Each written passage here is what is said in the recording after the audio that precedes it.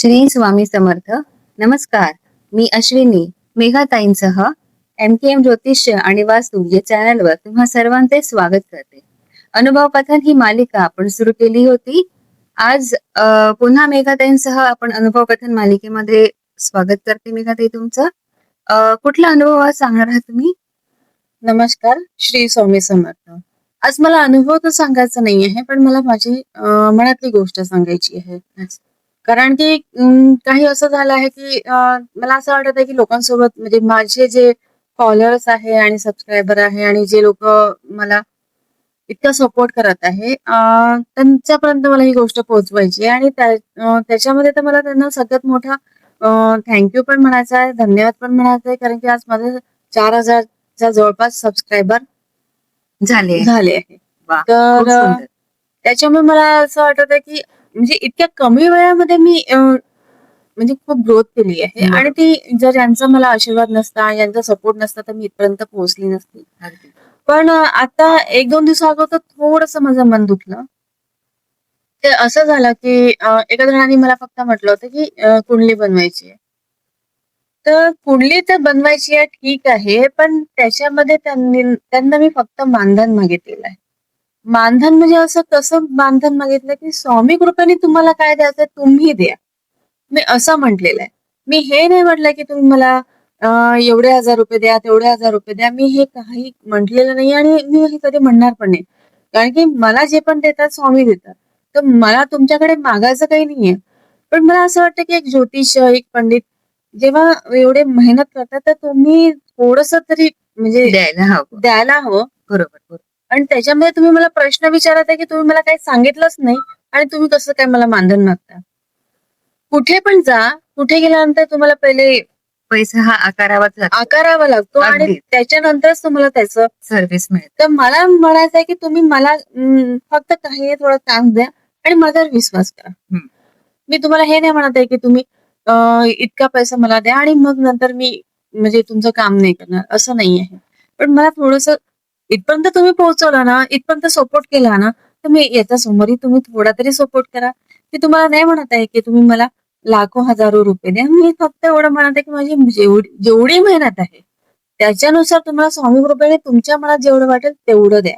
अगदी अगदी. जर आपल्याला ताई म्हणत आहे की तुमच्या मर्जीने तुम्हाला किती मानधन द्यायचं तेवढं तुम्ही द्या, तर मला असं वाटतं इट्स अ फेअर डील की आपण आपल्याला जेवढं वाटेल तेवढं आपण भले ताईंना आपण प्रत्यक्षपणे कधी बघितलं नसेल, ओळखत नसाल, पण आज युट्यूब चॅनल चालवत आहे, या स्वतः समोर आलेल्या आहेत, त्यांचा चेहरा दाखवला आहे त्यांनी स्वतःचा मोबाईल नंबर शेअर केला आहे. तर मला नाही वाटत की इथे कुठेतरी अनऑथेंटिक काही गोष्ट असेल.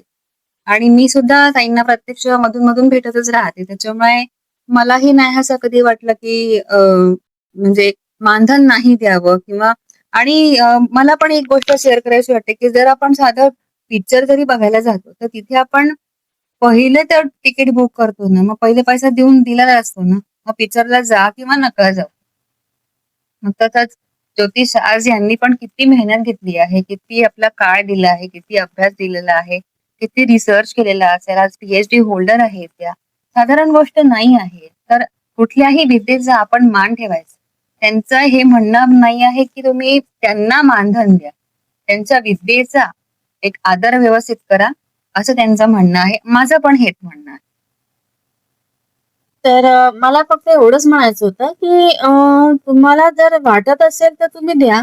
नाही वाटत असेल तर मला कमेंट्स करा की नाही आम्हाला द्यायचं नाही आहे.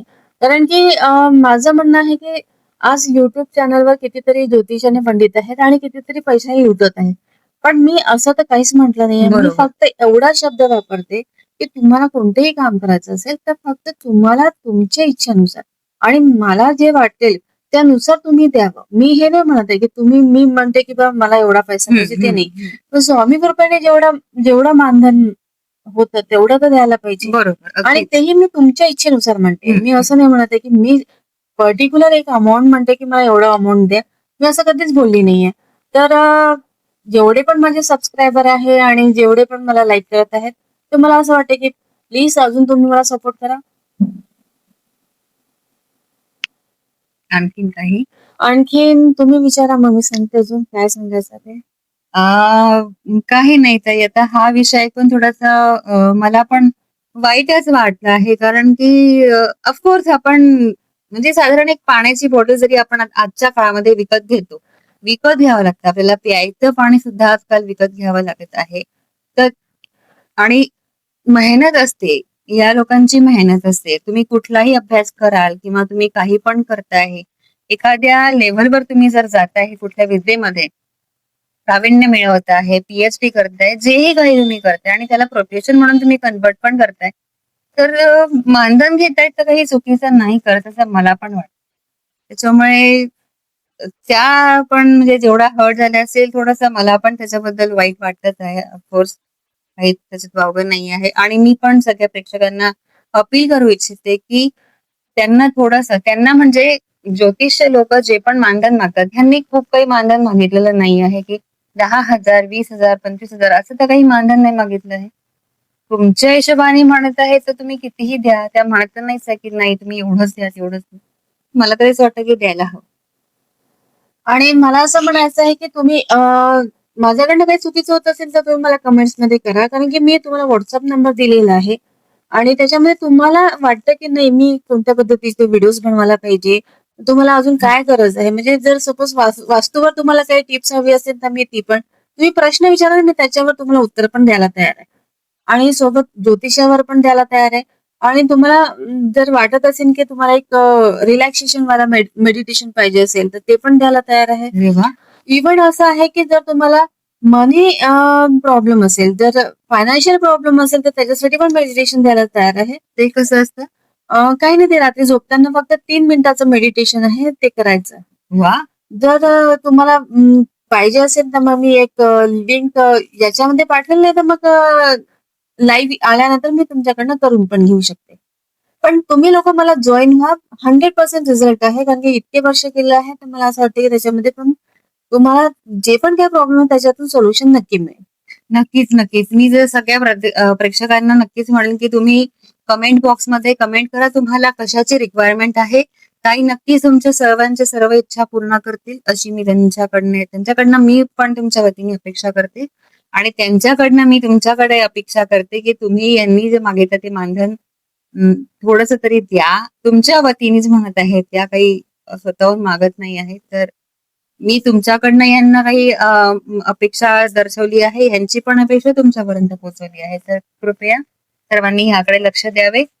याच्यानंतर असली व्यक्ती आज आपल्याकडनं कधी हर्ट होता कामा नये, आपण ह्याकडेही लक्ष द्यायला हवं असं मला वाटतंय. आणि माझं म्हणणं आहे की जर तुम्ही एक फोन तरी कराल या मेसेज करा, तर तेव्हा माझ्याकडनं तुम्हाला उत्तर मिळेल. बाकी ठिकाणी तुम्ही कितीदा, कमी कमी 2-3 दिवस लागतात किंवा मग कितीतरी दिवस लागतात, तेव्हा कुठे जाऊन तुम्हाला उत्तर मिळतं. तुम्ही इकडे फोन करा या मेसेज करा, तुम्हाला नाही उत्तर मिळालं तर मी आहेच इथे. पण बाकी लोकांसारखं तर मी करत नाहीये. तर मग थोडंसं तर याकडे लक्ष द्या, मला असं वाटतं. अगदीच, अगदीच. तर ठीक आहे, मला असं वाटतं की एवढं तर सगळ्यांना समजेलच 100%. बिलकुल. तर आणि आतापर्यंत जेवढाही मला साथ दिलाय, सपोर्ट दिला त्यासाठी मी खूप मोठी आभारी आहे. आणि या समोर पण तुम्ही मला असंच प्रेम देत राहा. श्री स्वामी समर्थ. श्री स्वामी समर्थ. पुन्हा भेटूया नवीन अनुभवासह, नवीन मालिकेमध्ये. तोपर्यंत श्री स्वामी समर्थ.